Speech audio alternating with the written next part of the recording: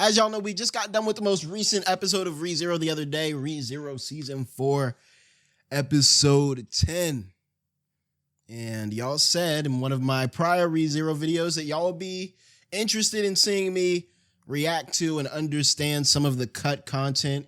You know, there's some really good creators on YouTube like the boy AniNews who go over the sort of light novel cut content because especially in the case of a story like ReZero, there is a lot of content that is just kind of stripped from the narrative because translating a book to an anime, there's just a lot of content that has to go, especially when you have limited runtime, limited budget, whatever. And so that's what we're doing for the most recent episode of ReZero. The video is called The Case of Subaru Natsuki's Murder, ReZero Season 4, Episode 10, Cut Content. Welcome to The Case of Subaru Natsuki's Murder, an intriguing story declared so by Subaru himself. If Subaru was and wasn't the one who killed the victim, then could the Subaru we see be the one held accountable for it? Well, that's an answer Subaru didn't want to find out, leading to the increasingly frustrating series of events we saw in the anime. Okay. The thing is, where normally a lot of these situations... Whoa. Oh, okay, wait, this was a couple episodes ago. Hold on. My brain told me that was a spoiler, right? Because we saw Subaru was about to fight Ram at the end of the last episode. Like, my brain saw him choking out Ram, and we know by now Subaru likes to choke niggas out, bro.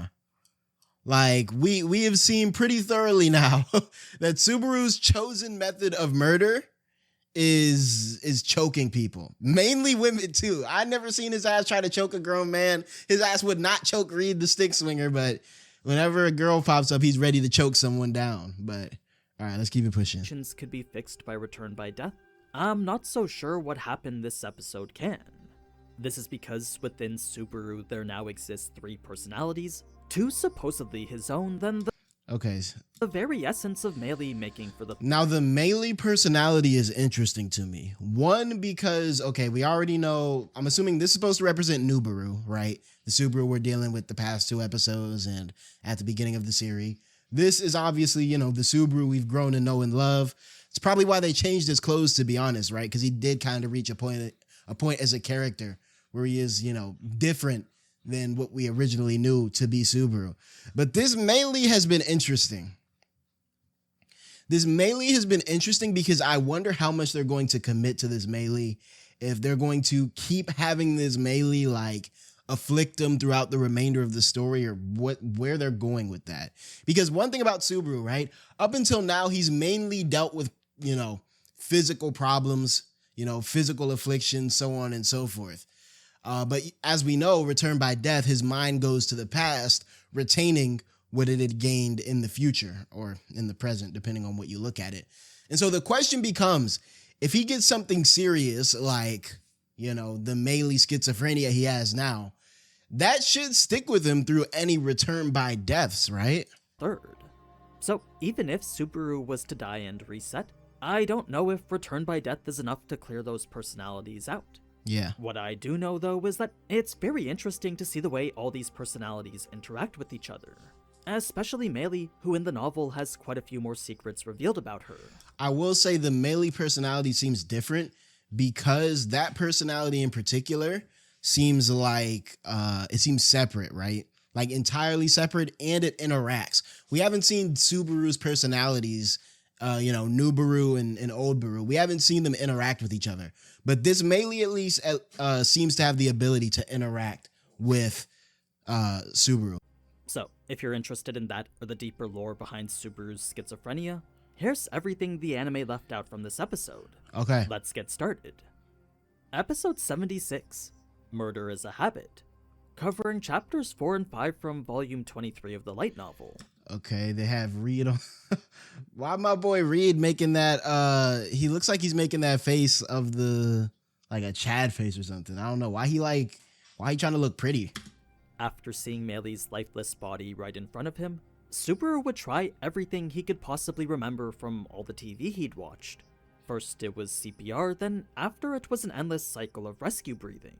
Again and again, he would alternate both in hopes of bringing... Okay, so we didn't see that, right? We didn't see him attempt any CPR, which I do think, I mean, I get why they cut it, but I feel like that would have added more context to, like, the fact that he does feel some sort of remorse or some sort of disgust at the situation. You know what I mean? Because in the anime, when he went right to lying, I realized as I was watching back my reaction, it did get me into the mindset of like thinking Subaru was doing this and hiding Meili's body in like a malicious manner, when really he knows just as much as us about what's going on, right? And so, you know, I feel like those rescue breathings and shit probably could. We did see him though. 2 episodes ago. You're right. Back. Once he realized he couldn't, again, Subaru would vomit everything he'd just eaten for breakfast. Okay, I remember this Unlike now. how last time he'd gotten it all over Shala though, this time he was able to just barely avoid Meili. At this point, all Subaru could think was of how all he's done was vomit, but really those were just pointless thoughts intended to mask his heart from the terrible tragedy in front of him. It was before Subaru would notice the writing carved into him that he would first notice the tools which had done it. You see, after Did we see looking the at his tools hands, in the he would anime? notice blood and flesh underneath his fingernails. Just like Meili, he too had been scratching at something. Okay, yeah, we did see this. I remember seeing the nails and thinking like, what was he grabbing at? That's when he'd discover his arm, a difficult to accept reality that sent Subaru into a frenzy. In fact, the reason he slammed his arm the way he did is because it was the only thing he could do to keep this terrifying piece of himself away from him. If he was able to cut his arm off here, then he probably would have. Interesting. Okay, now I see what people are saying about the light novel, right? We really get into bro's head and understand why he's making the choices that he makes. And I mean, it's only a little bit different than what we got, right? Like the basic concept of what's happening is still comes across in the anime, right? That basic concept being he's tweaking out, you know what I mean, punching his arm or whatever. But I do think when you get more in depth with the reasoning, like what was just described, it does kind of like characterize the tweak out better. So makes it more like existentially dreadful. Subaru Natsuki was the name of an incomprehensible elder god monster, Subaru's suspicions of his old self would only be confirmed. From his trust with the others to the secret with Aridina, all that seemed impossible for the Subaru who'd just come out of the convenience store. Right. To him, it was actually more believable that someone was instead posing as him. There was no mistaking that this handwriting did in fact match his own though, so the person who wrote this message was undeniably him. Okay, I do wish we got that handwriting tidbit somehow. Did he, at any point in the episode, did he think like, this is my handwriting? Because I was thinking this might have been put here as like a red herring. Or at least a version of him. New Subaru could only assume it was old Subaru taking his body back, leaving new Subaru wondering who he was then. It was a terrible thing not knowing who was friend and who was foe, and it was even more terrible that he could no longer trust even himself now. Right, that is an interesting dynamic, right? We have all of these characters here around Subaru that we've built up to kind of trust as viewers, right? With, you know, obviously third person omniscience, but Subaru, he can't trust none of them, right? And so we almost get like the reverse, where like normally a story will have a bunch of mystery characters that we don't trust. And then, you know, we're looking from the perspective of a narrator, an MC that we can trust, right? But now Subaru has kind of become like an unreliable narrator. We know all these people around him. I mean, Meili and Shala are still a bit suspicious, but we know all these people around him are decent people that have his best interest in mind. But we're looking at it from the perspective of Nubaru, who has no idea that that's the case. And so he kind of becomes the unreliable narrator, or like the, you know, the mystery aspect in that regard.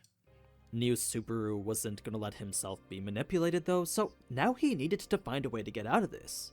He wasn't sure how trials worked in this world, but considering the proof etched into his arms and the proof pressed into Meili's neck, Subaru knew any jury would find him guilty.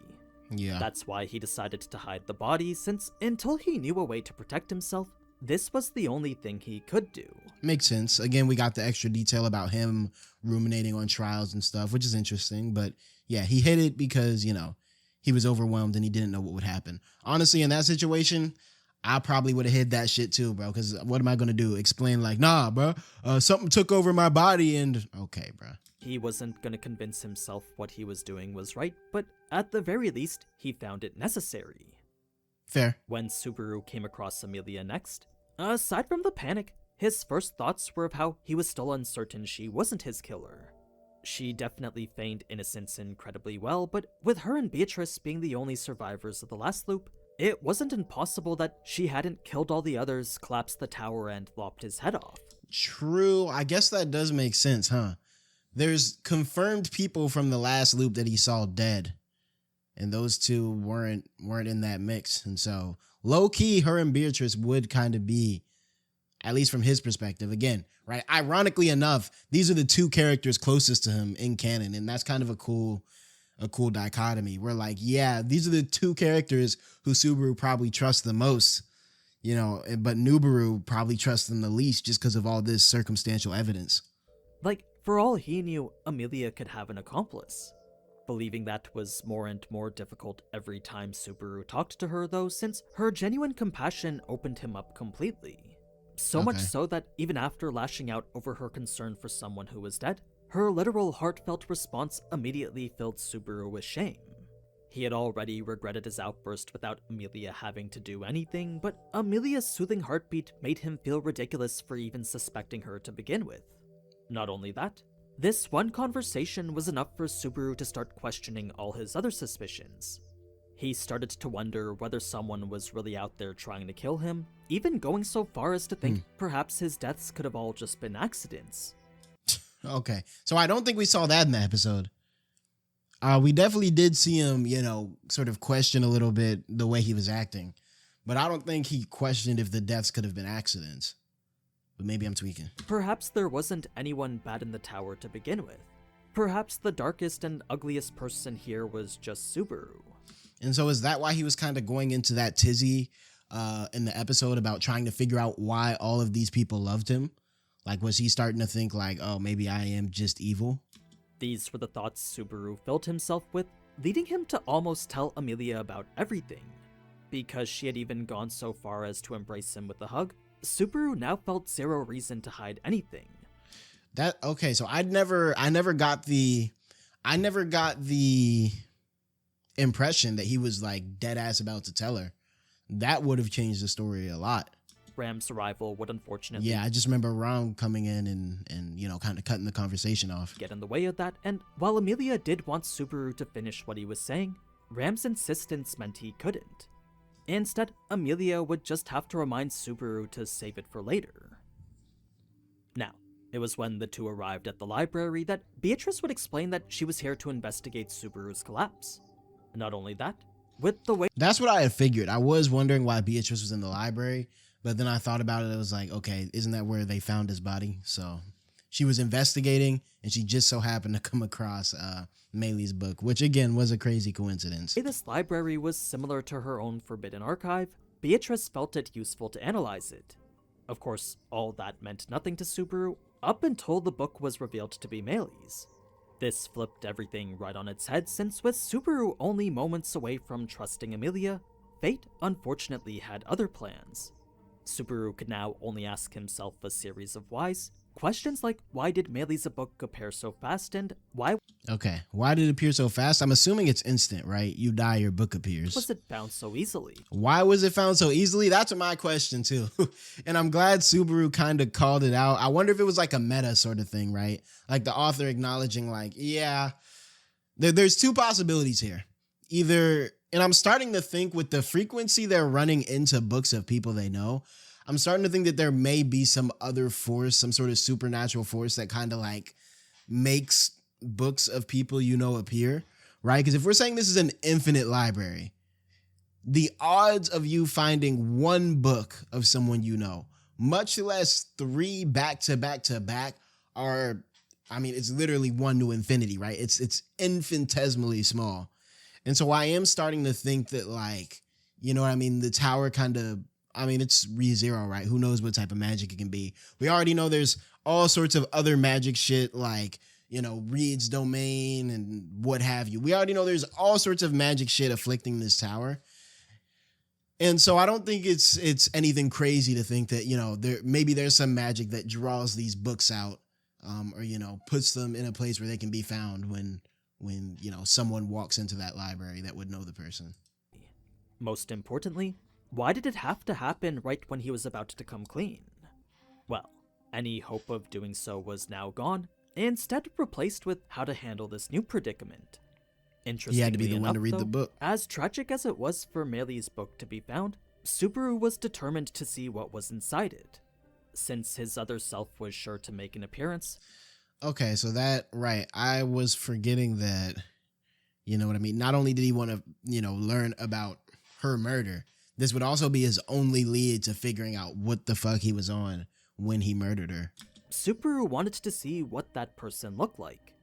So, when Shala suggested reading the book himself, that was the exact escape hatch. We can all agree that Shala's definitely tapped into something, right? Like, I read the last episode as Shala kind of knows what happened, and because of her loyalty to her master, she kind of did him a solid and hid the body.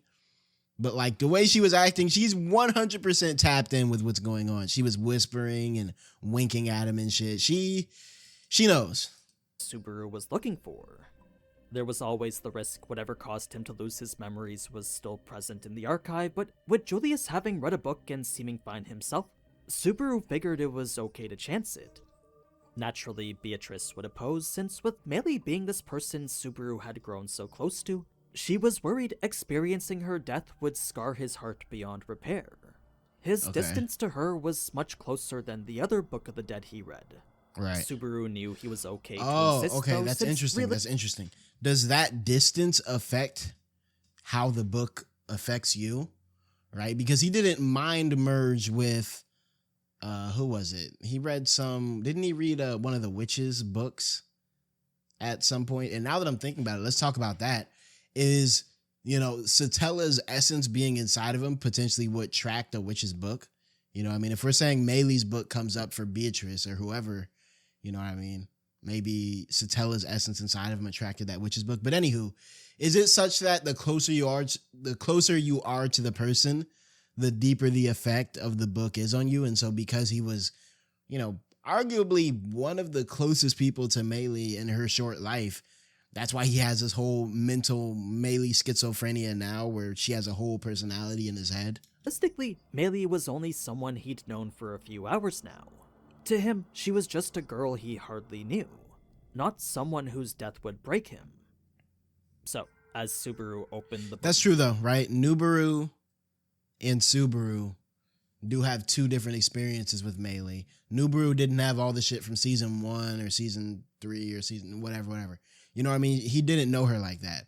And so that makes me wonder, is the book showing up reacting to, and the level in which the personality kind of merged with him, is that reacting to Nubaru, or is that reacting to old Subaru's body and experiences?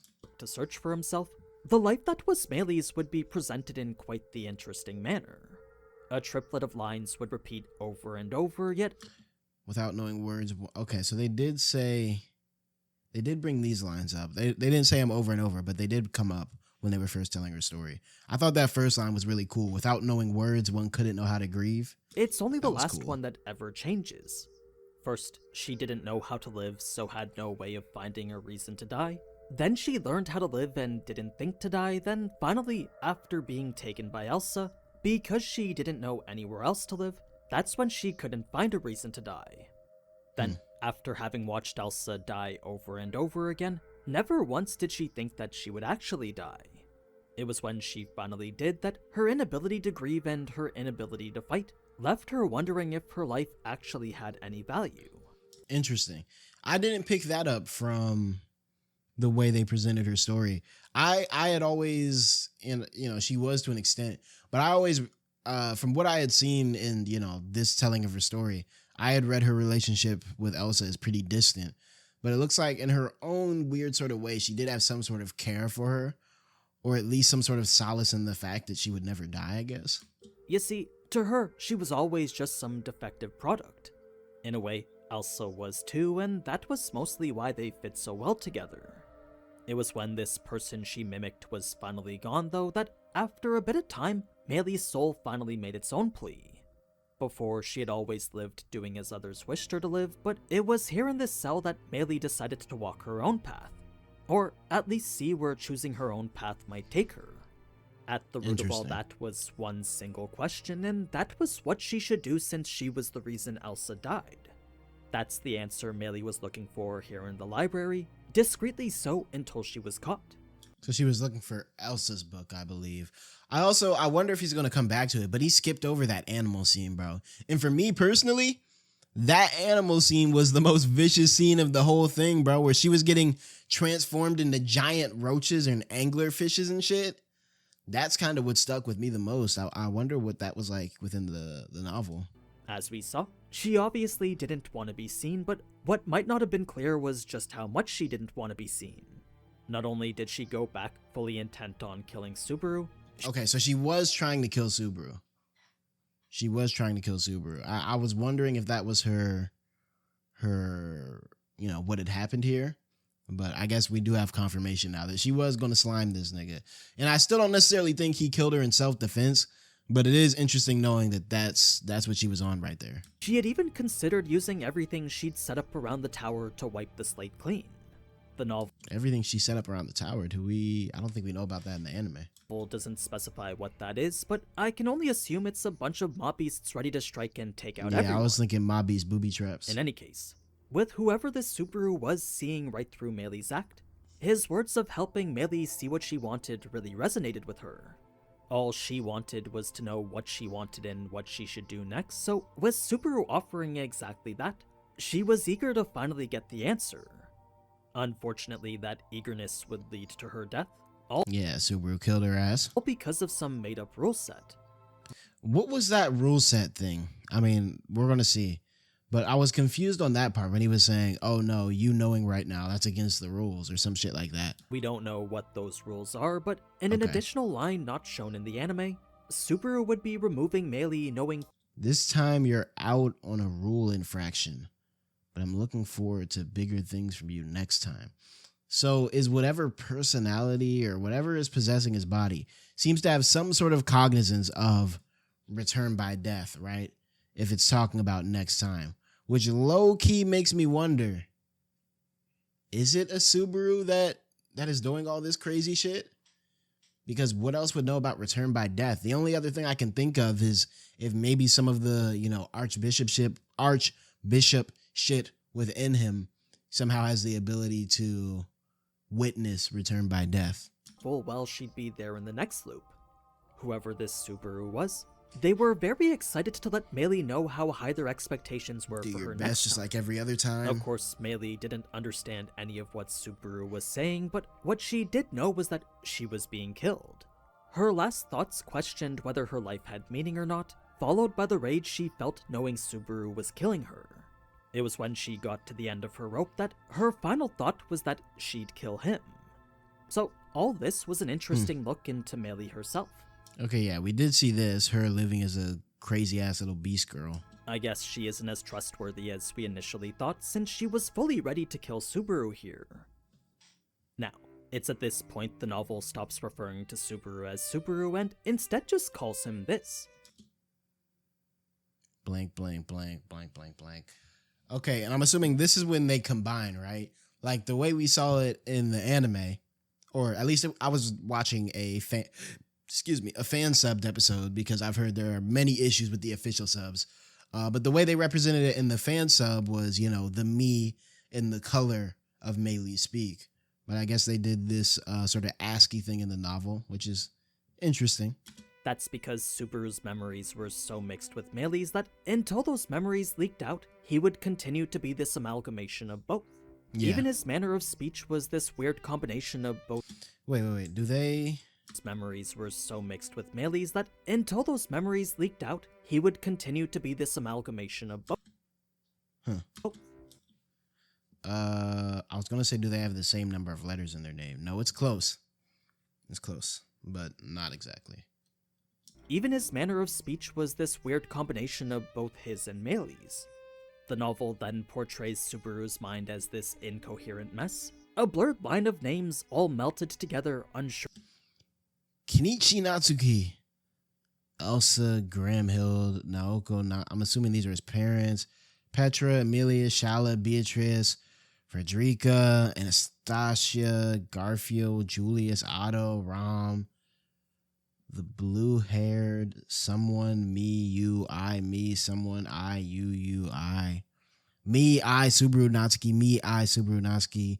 Who, I. Oh, yeah, that boy was mentally going through it, bruh. Or how to interact with each other. One could only be oneself, yet for Subaru here, he was yet to establish the line dictating that. So, if he was gonna reclaim his identity, he first needed to extract it from the blend that it was stuck in. What that meant is that all the right memories, impressions, and feelings needed to be plucked out. They had to be picked extremely carefully too, otherwise what would remain of him wouldn't actually be him anymore. Plucked out. So that, I don't remember anything about that in the anime. I'm assuming this is internal monologue. He's saying, all right, this is what I have to do to myself. Pluck these memories out and make sure I only pick the right ones. And one, how would you go about doing that? But two, that is kind of scary, huh? Because if we're using the argument that the memory makes the person, right? You take out some memories, you know, if those are the right memories, you could come out the other end a whole different person. And yeah, I think it's interesting that that dialogue was removed because, you know, I had no idea this was the type of shit he was on, you know, wanting to pluck out memories. And, you know, this is how he was thinking about handling this issue. Unfortunately, Subaru wasn't sure what was even his anymore, so what awoke after the book was yet another version of himself. One now combined with Meili. Right. So, Subaru and Meili were now this mixed bag of but identity. It does kind of seem like the core identity, at least right now, is still Subaru, right? It's not like he's bouncing back and forth between Subaru and Meili. It seems like he has like Subaru as like his base identity, and then this Meili identity that kind of like sits in his head interacting with the Subaru identity. But it's not like, you know what I mean? It would be different if he was like dead ass flopping back and forth between Subaru and Meili in like a sort of Split style. You know what I mean? Y'all know the movie Split? But it seems like he has this base Subaru, right? And then now there's like a Meili on top of it. But the Meili never seems to take over in earnest. I wonder what that's about. Now here's a theory. What if Meili killed Meili? And here's what I mean by that. All right, this is getting like, y'all know how I get with the ReZero theories, bro. I start bullshitting, but this one's like kind of serious, kind of not. But I'm thinking like a time loop thing, right? We already know Subaru is kind of in a time loop. And we already know that there's this evil, grinning personality that kills Meili. If he returns by death right now and Meili sticks with him, what's to say that Meili can't take over the body in its entirety? And that's sort of the tweaking Subaru that we see killing Meili. And so in a way, Subaru's Meili personality killed Meili, which gave birth to the Meili personality in the first place. Yeah, this probably isn't it, but I feel like it would be cool, right? Like imagine a plot point. We have this personality that gives birth to itself by but why? I'm thinking the only reason why would be because, you know what I mean, for that Meili personality to even exist, the prerequisite is killing Meili. And so it would kill Meili to give birth to itself, which would then go back in time to kill Meili. It's like some weird time loop shit, but that's just what I'm thinking. The novel referring to them interchangeably. It was when the group decided to go look for Meili after that Oridina would suggest Subaru read the book again. If he missed who killed Meili the first time, then all he needed to do was make it to the end the second time. Meili personality only appears after the book reading. That's what I was thinking though. It's like, okay, imagine, and this is where it becomes like a paradox, right? Like most time loops. But if Subaru reads this book on one of his loops, the Meili personality is born. If the Meili personality is born and it sticks with him through return by death, then the Meili personality would exist during a time before the book was read. If the Meili personality existed during a time before the book was read, it would need to give Subaru a reason to read the book in order to give birth to the Meili personality. And so it would kill Meili in order to, you know, set forth the cascade of events that led to Subaru reading the book. It's like some weird time travel, what happens if you kill your grandpa type shit, right? But it's just food for thought. That's what came to my head. Well, That was enough to make Beatrice scold Aridina, making her shout all in defense of Subaru. Immediately, Aridina would say the equivalent of just kidding, framing her suggestion as a test of Subaru's resolve. She said that even if Subaru did say yes, because of the danger of mixing memories, she wasn't actually gonna let him. They were words that Beatrice could only hope was true. So, when all was said and done, within Subaru's body there now existed 3 personalities. Nubaru, 2 Subarus and a Meili. and Meili. Each had a wish of their own, and all those wishes were currently at odds with each other. So, with each fighting for dominance and each trying to grasp a future for— But we haven't seen. So is what are we meant to assume that it actually is a Natsuki Subaru that's like slicing into his arm and shit? their own self? The one that prevailed was the one that told Shala to take care of it. Now, Subaru's question to Beatrice actually has several layers to it, since with the Subaru she was so nice to being the same Subaru who killed Meili, killed Elsa, covered up his own death, and did so much worse, the other Subaru just couldn't understand why. Remember, right? With the Meili of the he was book sitting there ending her life he wanting was to sitting there wondering like, yo, why do people love me so much? What did I do to attain this love? Which is kind of sad when you think about it, right? It makes you wonder what Nubaru or season 1 Subaru, what type of life he was coming out of, where he just can't even process the fact that he has people who are willing to ride for him like this. And it kind of makes me sad that like that Subaru is gone now and we're back to Nubaru, because it's like, damn, he worked so hard to forge these relationships, which now he can't even trust, which now are kind of null. I mean, yeah, he had loving parents, but we don't know what his life was like outside of that, right? Someone could be living a perfectly good home life and still be struggling at school or struggling in their personal life. You know what I mean? Subaru, this disdain towards Subaru was doubled since now 2 personalities disliked him. They could only wonder why everyone else saw him in such high regard. That in turn transformed into a burning envy, one that consumed everything that— Interesting. So now we have a dynamic where Nubaru is envious of Subaru, which almost makes me think this is supposed to be like a sort of testament to how his life was before the isekai, right? Because he's looking at old Subaru, Nubaru's looking at old Subaru like, yo, how does he have all this and I don't? I'm envious of the support system he has in his life. I find that interesting. was Subaru. Or perhaps I should say Meili now. Well, normally one could never understand exactly who another person was. I'm not gonna lie, Elsa was fun. Of course, we got the belly buttons too, man. It wouldn't be ReZero without these damn belly buttons. But my girl Elsa, bruh. Golly. But after experiencing the very essence of Meili the way he did, everything from how she lived down to her beliefs and her philosophies were all laid bare for Subaru to absorb into himself. It's for that reason he now knew the genuine Meili, including the fact there was someone that she cared deeply for.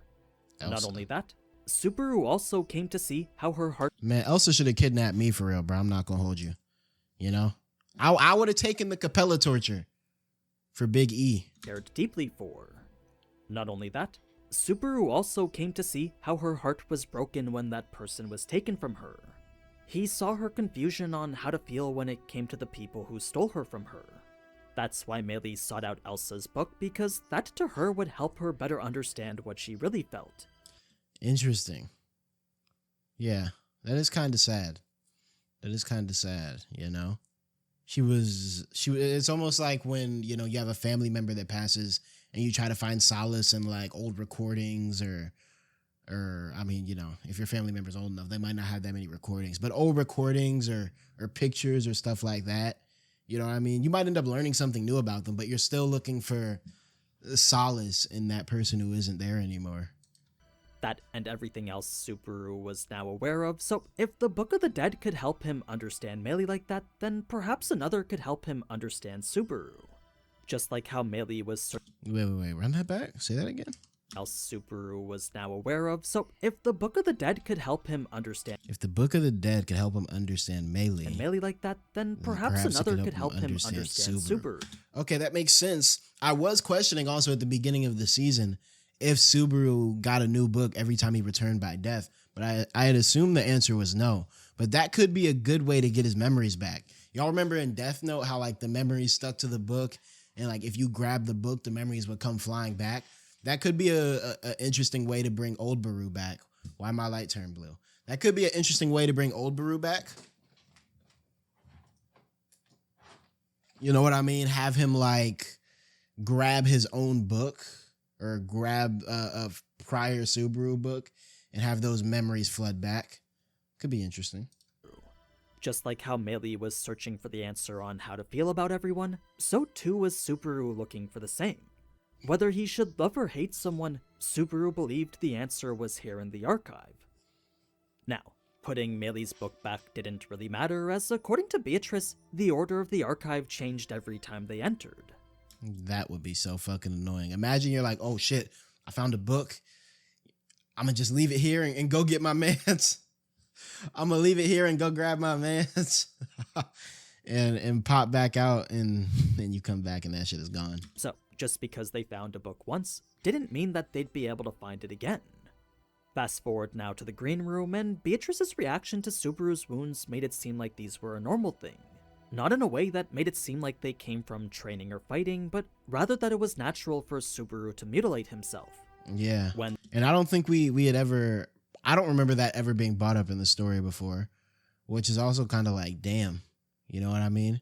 We be forgetting that bro really is going through it.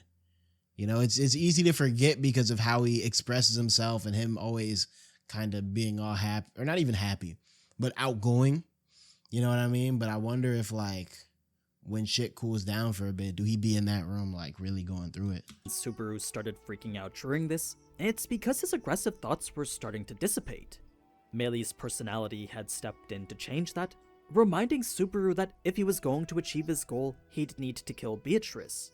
That's why Subaru said no, since for a moment, his more reasonable self was rejecting the negative feedback loop he'd been slipping into. He was even ready to confess should Meili's body be found, but fortunately for him, it never was. And that had to do with Shaula, surely. It was later when Aridina casually dropped the news that time was of the essence that she would also follow it up with a statement surprisingly relatable. While yes, just existing as Anastasia was in fact killing her, there was also the revolting feeling of residing within a container not meant to fit her. To Aridina, she felt like she was just borrowing someone's appearance, and the longer she did, the worse it felt. That is weird, right? Like a sort of dysphoria. You know, you quite literally being in a body in which you don't belong. Imagine though, like a dysphoria that doesn't come physically, but like a dysphoria that comes from the world around you. Like Subaru is in his same body. I imagine it couldn't have changed that much since he got transported from Japan. Probably a bit healthier, right? Probably feels a bit better, honestly. But like everything he knows is just different. And it's not even like, you know, original Subaru where he's walking in with a clean slate, as far as we know, and is able to forge out new relationships and kind of, you know, start over from zero. Ha ha ha ha ha. It's Subaru walking into a world, getting isekai into a world where he already made progress, but he doesn't know none about any of that progress, bro. All the people he's met, all the relationships he's forged, all the victories, all the losses, all that shit that's behind him, that has him in the position where he is today, he has no context, bro. I don't even know what you would call that type of like disconnect, dysphoria, whatever, but it would definitely be messed up. Well, in a way, that's exactly what Subaru was going through, so with the contents of his body not matching the container they were currently residing in, Aridina's words really resonated with him. It was after deciding to continue conquering the tower that only Amelia would commit herself to searching for Meili still. That to her... Did we see that yet? Hold on, this might be getting into spoilers. ...was what was most important, so that was what she was going to do. It was after Subaru's bold lie telling the... He got some fat ass ears in this particular frame too. That's just what I see. ...group that this is what Meili would have wanted, that as a quick aside, that's when the novel would explain the murder is a habit quote. Okay. And that was the name of the episode. The famous detective in question was Hercule Poirot, and the essence of it was pretty much as Subaru said. The moment someone considers murdering someone who need not be killed, already they've made too grave of a mistake. Even if the first time they killed wasn't because they wanted to, and even if they despised the very act of killing, because it was a solution that they're now considering. Makes sense, bruh. Makes sense. Like, I feel like once you cross that line, also, you know what I mean? It's just like one of those lines you don't cross. Cause like on some Batman shit, you know, a lot of people think Batman's ideology is crazy. And it kind of is. He's meant to be like a manic sort of crazy character. But the idea that like once you cross a line, it there is no going back and it becomes too easy to go back and it can become a habit. That's not even a crazy thought, bruh. Like if someone is bothering me, if someone comes in this chat trolling me, talking shit, my first thought isn't, yo, I'm finna boom that nigga. Like I'm finna find him and really get him out of here, bro. But let's say, just hypothetically, one of y'all really got on my nerves, hypothetically, and I hypothetically found y'all and hypothetically boomed your shit and hypothetically got away with it, hypothetically. Well, then all of a sudden, if another nigga come in here trolling, the hypothetical thought of hypothetically booming one of y'all hypothetical based on your hypothetical actions, that hypothetical wouldn't feel that crazy anymore. You know what I mean? It's like after you've done it once, let's lower the stakes a little bit, right? Let's lower the stakes. When I was younger, I used to like just boom people for fun. It's like, nah, I'm playing. When I was younger, I used to like, I wasn't allowed to go on the computer that much, right? I wasn't allowed to use the computer. And so one day, you know, me being a little badass kid, I found out the computer password and I would just go on it whenever my parents were at home or at nighttime. And the first time I did that shit, I might as well have been on Mission Impossible, bruh. Might as well. Like, your heart was beating.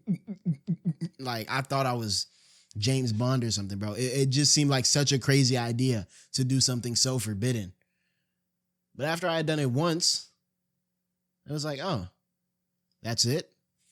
And, you know, I ended up doing it again and again and again and again because there was really never any consequences to it. And what once was something so forbidden to me that I wouldn't even consider it, wouldn't even question it, quickly became a habit. A habit. Murder becomes a habit, right? So scale that up, you know, make it 50, 60 times more immoral and change it to murder.